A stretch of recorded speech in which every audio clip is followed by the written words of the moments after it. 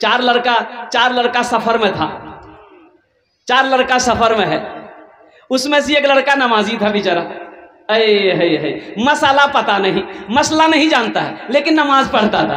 अब वो नदी के किनारे देखा कि नमाज का टाइम हो गया, तो 3 साथी से बोला कि भाई असर का टाइम हो गया है तो नमाज पढ़ लें, तुम लोग पढ़ोगे? बोला हाँ पढ़ लेंगे, तुम पढ़ोगे तो हम लोग पढ़ लेंगे। बोले ओ मौली साहब बस्ती में मौली साहब नमाज पढ़ावे जी, यहाँ क्या पढ़ते? तो लड़का बोला कि हम पढ़ाएंगे। बोला तुम पढ़ाओगे तो हम लोग भी पढ़ लेंगे। नदी में वजू बनाया, वही खड़ा हो गया। अल्लाह अकबर। एक इमाम 3 मुक्तदी।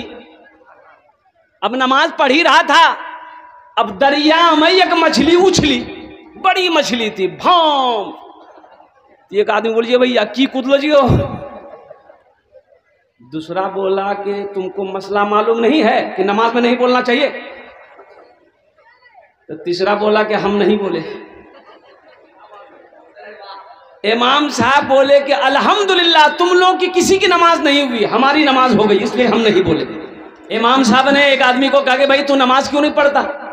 बोला हजरत क्या करे, जो भैंसिया है ना, भैंसिया के चक्कर में हम रह जाते हैं, हम नमाज नहीं पढ़ पाते। अब वो 10-12 भैंस पाल के रखा था, वो चराना, भैंस को चराना, दाना खिलाना, उसकी खिदमत करना, दूध निकालना, इसी में टाइम खत्म। तो इमाम साहब ने कहा कि अल्लाह का बंदा मरेगा तो अल्लाह को क्या जवाब देगा, ये भैंसे काम आएगी का? नमाज पढ़ो, फायदे में रहोगे। तो भैंस वाला बोला की फायदा होते बोल जाऊंगा? बोला नमाज पढ़ोगे ना तो भैंसिया दूध ज्यादा देगी। वो जाहिल आदमी था, बोला ठीक है हजरत, जब भैंस दूध ज्यादा देगी तो हम नमाज पढ़ेंगे, कल सुबह से पहुंच जाएंगे। 4 बजे भोर में मस्जिद पहुंच गए, 5 बजे अजान हुई, नमाज पढ़ के जैसे ही घर पहुंचा, इत्तफाकन एक भैंस मर गई। बोला हे देखो, अब ये फजर पढ़ लो जी, अब ये एक भैंस मर गई। दौड़ा मस्जिद गया, इमाम साहब से बोला इमाम साहब गजब हो गया। बोला क्या हुआ? बोला अभी फजर पड़ी, एक भैंस मर गई। इमाम साहब ने कहा कि अल्लाह तुमको आजमा रहा है, क्या तुम घबरा गया? बोला नहीं घबराया। बोला जो घर चले आए, जोहर की अजान हुई तो बड़ा डरते डरते मस्जिद आया कि कहीं दूसरी भी ना चली जाए। नमाज पढ़ के जैसे ही गया, इत्तफाकन दूसरी भैंस भी मर गई। बोला हम समझ गए 5 वक्त की नमाज है, 5 चली जाएगी। और भैंस जो मर गई उसका बच्चा रो रहा था, चिल्ला रहा था। उसको क्या बोलते हैं भैंस का बच्चा को? पर्रू की बोले जो पर्रू। वो चिल्ला रहा था, इसको गुस्सा आया, बोला कि ये सब तो चली गई, फर्ज पढ़े चली गई, तुम्हारे लिए फर्ज नहीं पढ़ेंगे, 2 रकात नफल पढ़ेंगे ना, बस तुम चले जाओ। पीछे जो लोग खड़े हैं उनसे मेरी गुजारिश है कि मेरे बच्चों बैठ जाओ। जलसे में इस्लाम नाम का लड़का आया, वो लास्ट टाइम आया, बेचारा अभी बैठने ही वाला था कि हजरत एक जुमला बोले कि लोगों इस्लाम कितना पीछे है। वो सुन लिया, बोली मौली से हमरो नाम क्यों जाने जी हो। वो बेचारा पीछे नहीं बैठा, आके बीच में बैठा। फिर कुछ देर के बाद हजरत बोले कि लोगों अब भी इस्लाम पीछे है। वो बीच से उठा के आगे में बैठ गया। अब लास्ट में हजरत बोले कि लोगों अब भी इस्लाम पीछे है, तो वो खड़ा होके बोलता मौली साहब कहाँ आपके मुंह में बैठेंगे जाकर के हम। गुनाहों पे हूँ शर्मिंदा इलाही दरगुजर कर दे। याद देखिए बोलता सुभान अल्लाह। अच्छा इसको पते नहीं कहाँ सुभान अल्लाह बोलना है, कहाँ आमीन बोलना है। भाई सर में दर्द है तो टेबलेट ना खाओगे, गर्दने काट के फेंक दोगे। की बोलो आमीन ना बोलो। गुनाहों पे हूँ शर्मिंदा इलाही दरगुजर कर दे। बड़ा मुजरिम हूँ मैं तेरा इलाही दरगुजर कर दे। खता कोई नहीं छोड़ी कभी सिया नहीं छोड़ा, बस अब करता हूँ मैं तौबा इलाही दरगुजर कर दे। आमीन बोले तो। खिलौना हाथ का पुने बना रखा है शैतान बना ले अपना तू बंदा इलाही दरगुजर कर दे, बड़ा मुजरिम हूँ मैं तेरा इलाही दर गुजर कर दे। आमीन बोले तो अल्हम्दुलिल्लाह। एक बात याद रखिएगा, ओ मेरा रब जिसके कब्जे में हम सबकी जान है, कुर्बान जाओ उनका जिक्र करना, उनका जिक्र सुनना, ये सआदत मंदी खुश नसीबी की दलील है। नहीं तो मेरे भाइयों, इसी मखना बस्ती में बहुत सारे भाई मेरे घर में सो रहे होंगे, बहुत सारे भाई सो रहे होंगे, तो बीवी कह रही होगी जाना हो जलसा में न जो, बोले चुप रहो, मौलवी साहब की बोलते हमरा पता चले। हजरत क्या बोलेंगे हमको पता है, मौलाना साहब क्या तकरीर करेंगे हमको इल्म है। ये आप खुशनसीब हैं, ना जाने कितने कितने दूर से आप सफर करके जलसे में आए हैं। तो इंशाअल्लाह अल्लाह हर कदम कदम पर एक एक नेकी अता फरमाए, हर कदम। अल्लाह किसी की मेहनत को जाय नहीं करता, एक बात ज़हन में रखिएगा, मेहनत अल्लाह किसी की मेहनत को जाय नहीं करता है, और नेकी कभी जाय नहीं होती है, नेकी कभी जाय नहीं होती है। वो मेरा रब जो खिलाता है, वो मेरा रब जो पानी पिलाता है, वो मेरा रब जो मीठी नींद सुलाता है, वो मेरा रब जो सुला कर फिर उठाता है, वो मेरा अल्लाह है, वो मेरा खुदा है, वो मेरा रब है। हज़रत तकरीर कर रहे थे, इमाम साहब मस्जिद में तकरीर कर रहे थे कि लोगों मेरा अल्लाह वो है, मेरा अल्लाह वो है जो खिलाता है, जो नहीं खाता अल्लाह उसको भी खिलाता है। एक आदमी बोला कि क्या ना खिलाते, जब हम नहीं खाएंगे तो कैसे खिलाएंगे?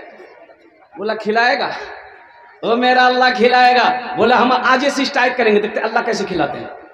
घर आया, खाना बंद कर दिया, भाई 2 टाइम खाना छोड़ दिया, माँ परेशान हो गई। माँ तो माँ होती है ना, माँ तो माँ होती है, माँ परेशान हो गई। माँ खाना ले लेके पीछे दौड़ रही है, मेरे लाल खाना खा ले कमजोर हो जाएगा। लेकिन बेटा जिद था कि अम्मा मैं खाना नहीं खाऊंगा। वो मौलाना साहब इमाम साहब बोले हैं कि जो नहीं खाता अल्लाह उसको खिलाता है, हम नहीं खाएंगे, देखा अल्लाह हमको कैसे खिलाते।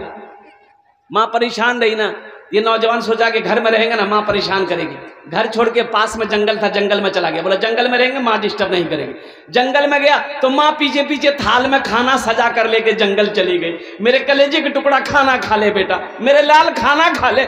लेकिन बेटा बोला खाना नहीं खा, रख दे। तो माँ खाना रख के चली आएगी, भूख लगेगी, खा लेगा। ये नौजवान सोचा खाने के पास रहेंगे ना तो तबीयत चाहेगी खाने का, तो खाने से हट के कुछ दूर वो उधर चला गया, सो गया। कुछ डाकू लोग डकैती का मशवरा करने के लिए उसी जंगल में आते थे। अब वो 10-12 डाकू आ गए तो देखा कि बेहतरीन खाना है, खाना जंगल में कौन रखा। एक डाकू खाना चाहा तो डाकुओं का सरदार ने कहा कि हरगिज इस खाने में हाथ मत लगाना, हो ना हो किसी की साजिश हो हम लोग को जान से मारने की। ये खाना यहाँ है, पता करो, कोई आदमी जरूर होगा। देखा कि मसोया हुआ, बोला कालर पकड़ के खींच के ले आओ। लाया घसेट करके, बोला ये खाना कौन रखा? बोला कि मेरी माँ रख के गई है। बोले खा, पहले खाना तू खा, पहले तू खाना खाएगा, इस खाने में जहर तो नहीं? बोला नहीं हम नहीं खाएंगे। बोला कैसे नहीं खाएगा? इसको 50 जूता मारो। अब जूता जो बरसना शुरू हो गया, 50 कहाँ 25 जूता लगा तो मिजाज उसका ठंडा हो गया, हाथ जोड़ के खड़ा हो गया। बोला वो हम खाएंगे। खाना खाया, अब भागा मस्जिद इमाम साहब के पास।